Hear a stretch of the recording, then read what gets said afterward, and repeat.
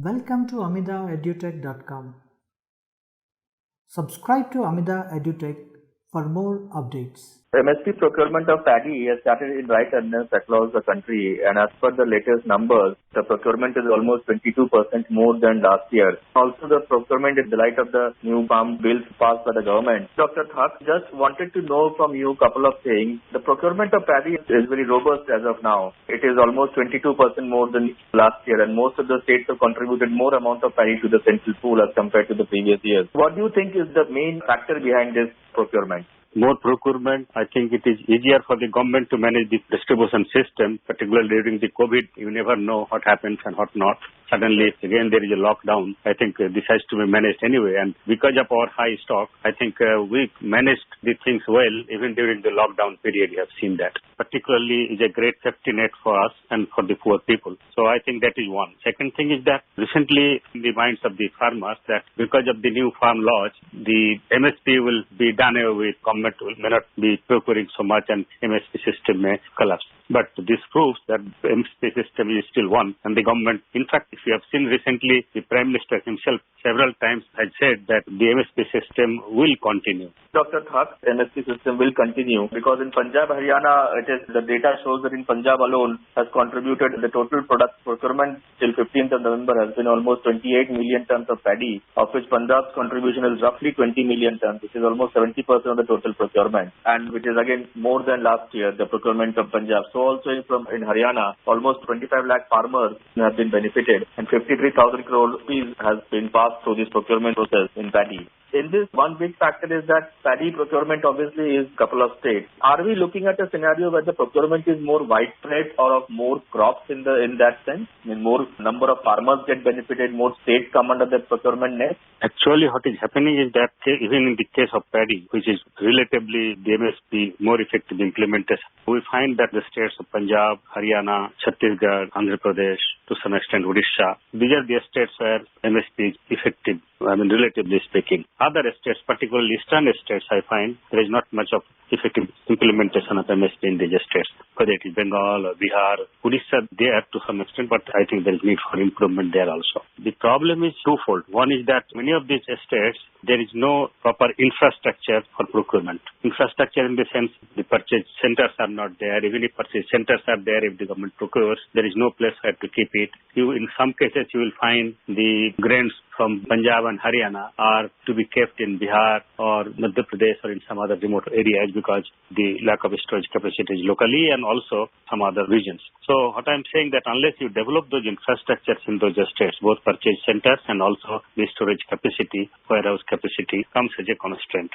So apart from paddy, the government has also procured almost 4.5 million tons of pulses and oilseeds in the Kharif season. I mean, that is outside the paddy procurement. That has been done in diverse states, like in states like Tamil Nadu, Karnataka, Maharashtra, Telangana, Gujarat, Haryana, UP, Odisha. How do you see this shaping up, the procurement of pulses and oilseeds? Because of good procurement of pulses and particularly MSP being implemented in the case of pulses, I think we saw a bumper production of pulses in the country. In fact, the country became self-reliant because of that, I should say. The demand-supply position was very compatible in the case of pulses. Otherwise, earlier, seen for several years, the production used to be in the range of only 14-15 million to 17 million tons at the most. But recently, we had about 23 million tons of pulses. So what I'm saying that MSP gives a lot of incentive to the farmers to grow pulses, and it is possible to grow pulses under various agroclimatic regions. Similarly, in the case of oilseeds, if the government is doing it, I think this will help because in the case of oilseeds also, we import huge amount of edible oils from outside, both from Indonesia and Malaysia particularly. We can really want to become Atmanirbhar in this respect or self-reliant in this respect. I think you need to give incentive to the farmers to produce more, and if you give incentive to the farmers, I think farmers will show the result. That's a very important point that you make, that incentives to the farmers, and that can be done through procurement of crops more other than wheat and rice, because that is crops which are more diversely grown in various parts of the country, not just in a couple of North Indian states. Coming back to the question of the farm laws and the MSP, there's a lot of things being said that as and when the farm laws are implemented or when they come into force, the MSP system will gradually wither out. The government will stop procuring a lot of commodities or maybe cut down. And top levels of the government, including the Prime Minister, that it won't happen like that. What is your take on this, and how do you see this whole debate shaping up? government should some kind of more clarifications and should take the farmers also into confidence in this regard. What happened is this.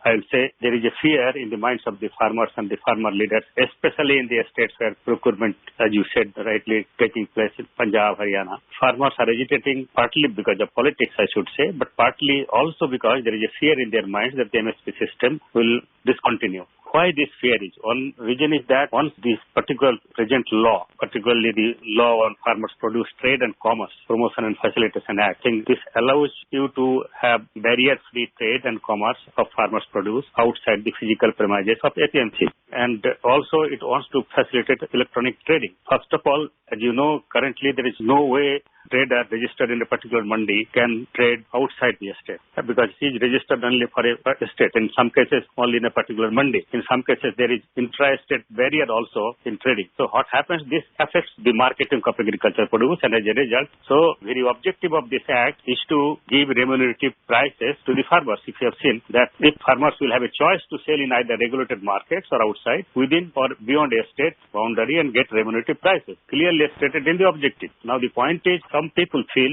that if allow the traders to procure, purchase or do trading in agriculture produce outside the mandis or the APMC, then APMC itself will lose its importance. In the sense, even some of the traders or the commission agents currently working within the APMC mandis, they will be doing with their business outside the mandis mainly because they don't have to pay any fees there. So there is an incentive for the traders to operate more effectively outside the APMCs, and as a result, people felt slowly, I think APMC mandis itself will lose its importance, and maybe the MSP as a result will also discontinue. So this fear has to be removed somehow. So I think government hopefully, I think will do something about it, because anyway, the Prime Minister himself says that MSP will continue. There is no reason why the farmers should be affected or should have this kind of fear or suspicion. But still, as I said, this is the context in which the farmers or the farmer leaders are agitating. So I think this has to be somehow removed. Repeatedly assured from the topmost of the government that the MSP system will continue. And the record of the past also shows that MSPs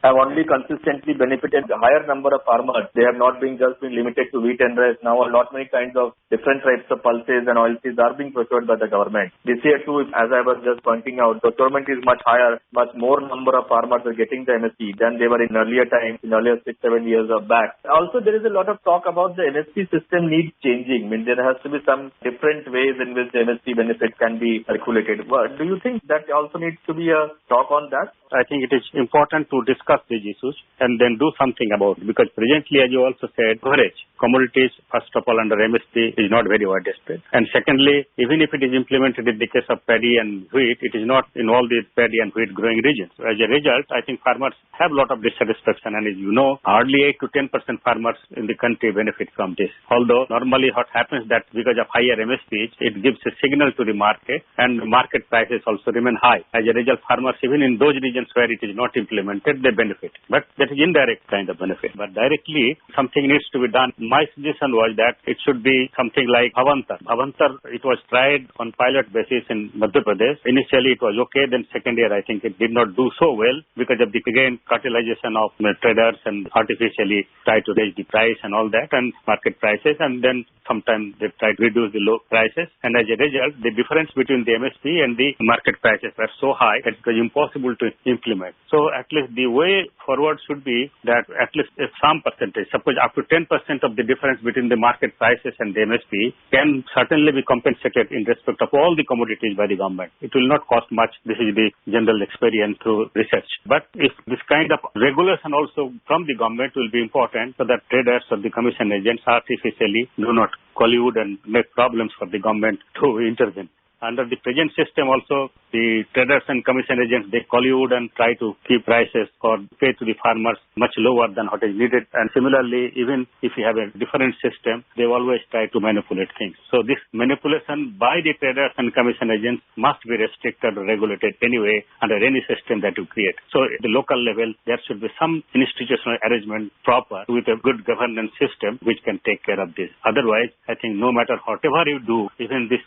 recent farm laws, that is my apprehension that if it is not properly implemented, then again the farmers will have a same problem. by the traders and commission agents and creating a hell for the farmers. One thing which needs to be kept in mind when we do something in future, whether in terms of providing rules or improving the MSP system as such. The PM Asha scheme, one component was definitely with the price deficiency payment as in Bhavantar, and states experimented with it, and the states still have the option to choose any of the three options given in the PM Asha scheme, whether they want to directly buy or they want to have a price deficiency system for in crops. A lot of options are there for the states to experiment and help their farmers in the way they want to be. Brings me to another point. Obviously, all these things are linked that the farm laws in general have a very beneficial impact on the farmers and not just on guaranteeing MSP, and also ensuring that the market plays a role in giving the farmers a higher price, which may be higher than the MSP in many respects. And what we are seeing is a small fraction of changes happening here and there, with some procurement happening in soybean, some procurement happening in bajra and other crops, but there are reports that farmers are getting some amount of better price than the mandis are offering. So do you see this gradually getting more institutionalized, that more such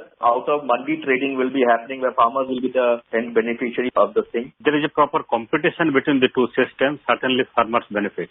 If there is no competition and on some kind of oligopolistic system or monopsony or some kind of collusion takes place among the traders even outside, what has happening is that if the traders start taking APMC price as the reference price, and there is some kind of collusion, they don't allow the markets to operate in a competitive manner, then I don't think there will be any benefit. But as I said, if this collusion can be addressed properly, this problem of collusion and cartelization can be addressed properly, then farmers will benefit. With the laws and with a lot of changes happening, the system that we have at present will undergo a lot of change, and it will be beneficial to the farmers and the farming community. One thing which I also wanted to know on the MSP part only, there is a talk that it should be in crops which are non-perishable crops. We have an example of Kerala where it has started MSP for almost all perishable crops. How do you think that is going to shape up? Is it a beneficial proposition, or relook at the entire mechanism of MSP? It is difficult according to me. I do not know how Kerala government is going to do it. If it is for a specific particular crop like potato or onion, and if they have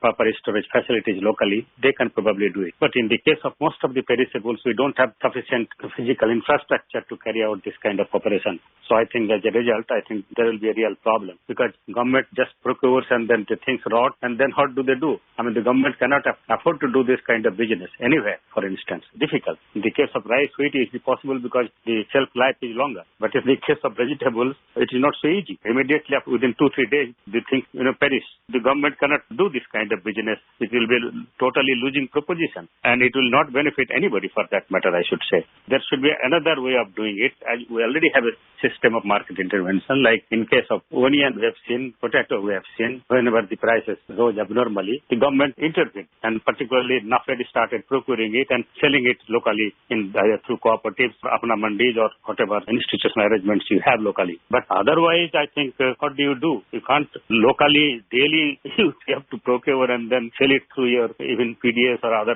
systems. It is not possible. It should be ruled out, I should say, MSP for the perishables particularly. There should be a different kind of system. As I said, in case you can fix, say that for the last 3 years, this is the average price. I will say if the price does not, fall below that, this is okay. And as soon as the price falls beyond average level of, say, 3 years price or so, and abnormally it falls, then the government may intervene. And to some extent, as your NAFED is do it, and then so that the prices stabilize. So that is the kind of thing probably still it is relevant. But otherwise, wholesale procurement and then selling it through any system that you have will not be possible.